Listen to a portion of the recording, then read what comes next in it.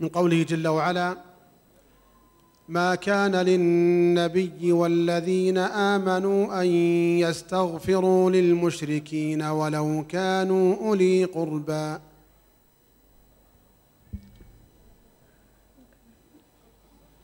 أعوذ بالله من الشيطان الرجيم. بسم الله الرحمن الرحيم. ما كان للنبي والذين آمنوا أن يستغفروا للمشركين ولو كانوا أولي قربى من بعد ما تبين لهم أن أصحاب الجحيم.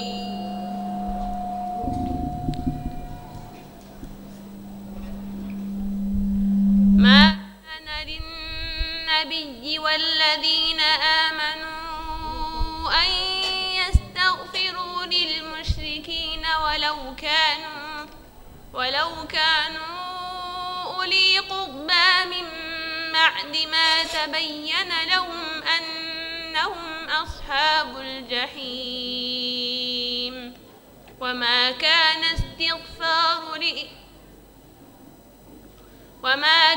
استغفار إبراهيم لأبيه إلا عن موعدة وعدها إياه فلما تبين له أنه عدو لله تبرأ منه. إن إبراهيم لأواه حليم. وما كان الله ليضل قوما بعد إذ هداهم حتى يبين لهم ما يتقون. إن الله بكل شيء عليم. إن الله له ملك السماوات والأرض يحيي ويميت. وما لكم من دون الله من ولي ولا نصير. حسبك.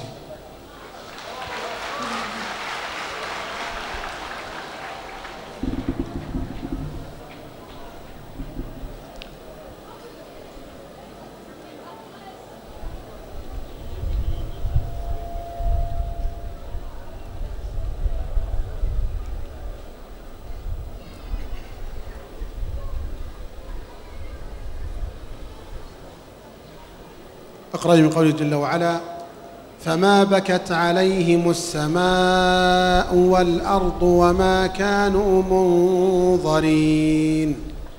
فما بكت عليهم السماء والأرض وما كانوا منظرين. ولقد نجينا بني إسرائيل من العذاب المهين من فرعون. إنه كان عاليا من المسرفين. ولقد اخترناهم على علم على العالمين. وآتيناهم من الآيات ما فيه بلاء مبين. إن هؤلاء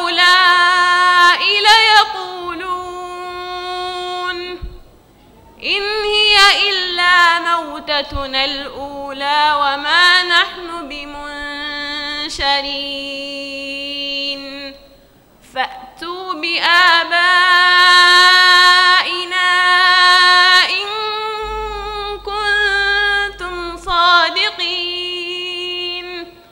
أهم خير أم قوم تبع والذين من قبلهم أهلكناهم إنهم كانوا مجرمين. وما خلقنا السماوات والأرض وما بينهما لاعبين ما خلقناهما إلا بالحق ولكن أكثرهم لا يعلمون إن يوم الفصل ميقاتهم أجمعين يوم لا يغني مولى عن مولى شيئا ولا هم ينصرون. حسبك بارك الله فيك.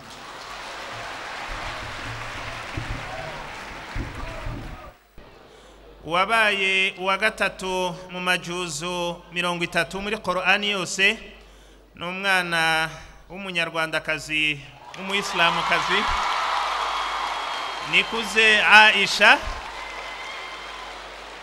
Aisha amanota 98 n'ibice 27 akaba afite igihembo cy'amafaranga y'u Rwanda 250. Nyamuneka mu muhamashi menshi cyane. turasaba al-akh Dr. Fahdi Al-Bazi liyuqaddim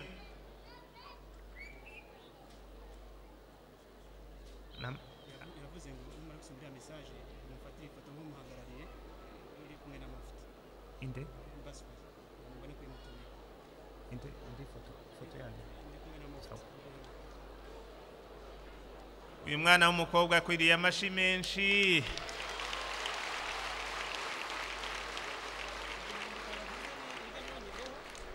Aisha uraguma aho ngaho gatoya.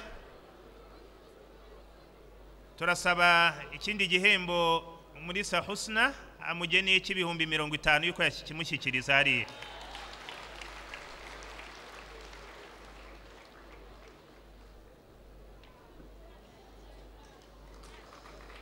Mubaha amashyi barayakwiriye. Amashyi menshi.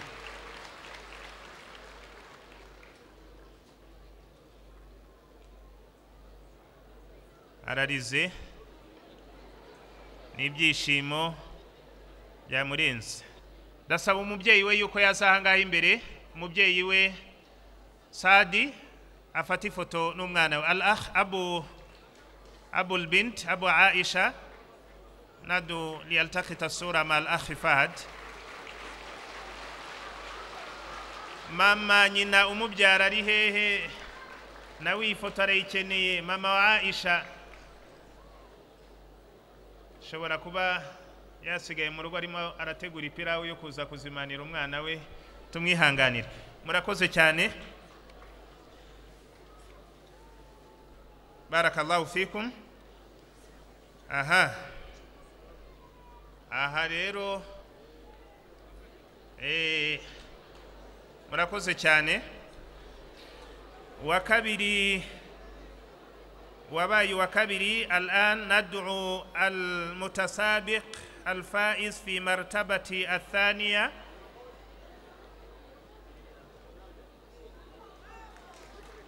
uyu mubyeyi we mama we mu muhamashi menshi cyane.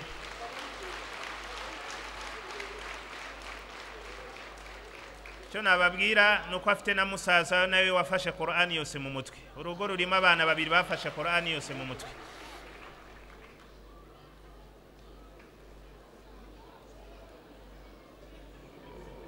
والأخت عائشة لها أخوها الشقيق وهو حافظ القرآن الكريم في أسرة واحد عندهم. murabona ababyeyi badakwiriye amashi menshi koko.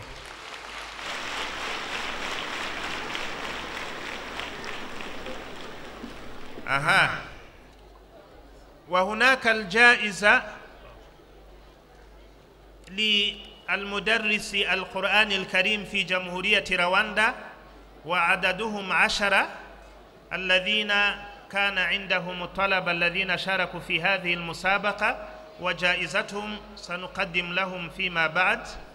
hari igihembo cy'abarimu 10 b'abanyarwanda bigisha Qur'ani mu Rwanda bazanye abana muri aya marushanwa. mu mbabari mu bampera amashyi n'ubwo bwose icyo gihembo cyabo cyatanzwe n'umuvandimwe Azam Group.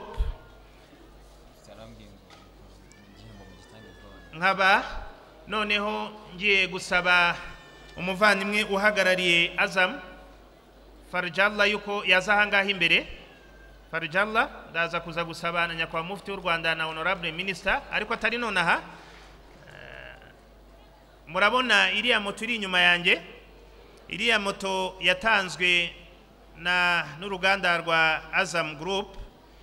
Reka mpe ijambo uhagarariye Azam bababwire uwo bageneye iki gihembo. Assalamu alaikum wa rahmatullahi wa barakatuh. Nyakubahwa mushitsi mukuru, nyakubahwa mufti w'u Rwanda, abayisilamu kazi, twatsinze cyane ntabwo ndi bubatsindire. Nshimishijwe cyane kuba ndi hano mpagarariye Azam, ariko by'umwihariko ku bufatanye twagize n'umuryango w'abayisilamu mu Rwanda muri iki gikorwa cyo gushyigikira Quran, ubwo twamaze kumenya ko gushora muri Quran nta gihombo kirimo.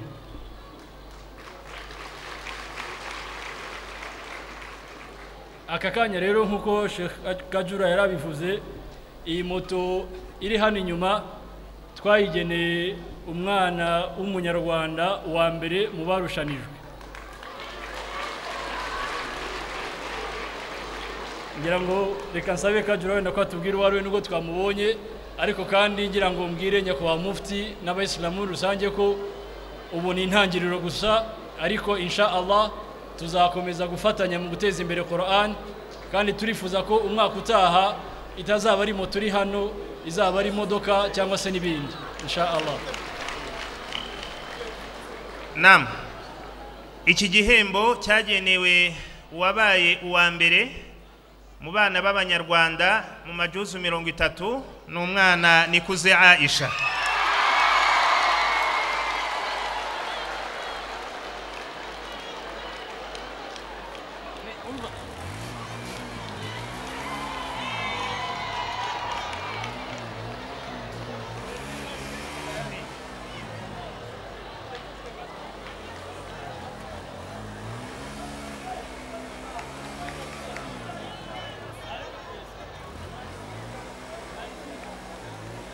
Iriya kamera rayigera.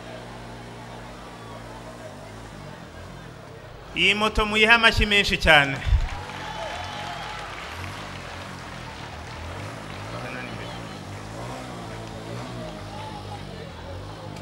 Igeze imbere. Turasaba honorable minister na nyakwa mufti w'u Rwanda yuko mwaza imbere mugashyikiriza Aisha iki gihembo, na se nawe turamusaba na nyina babahe kasike, nyina bamuhe kasike imwe na se bamuhe kasike imwe. Mubaha amashyi menshi cyane.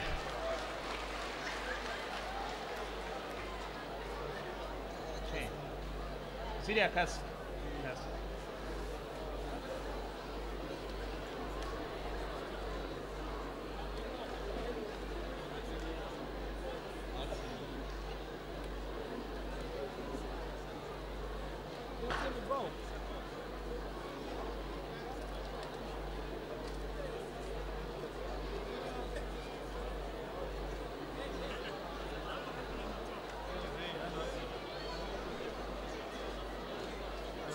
السنة القادمة 10 عائشة كلهم من بناتكم إن شاء الله وابشروا بالجوائز.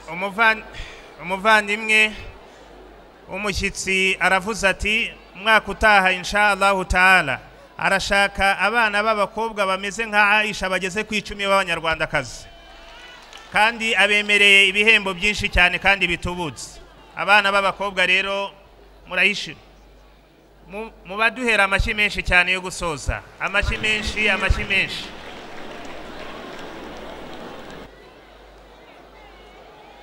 Aisha yigezeho, yanayifasheho no kuyitwara byashoboka.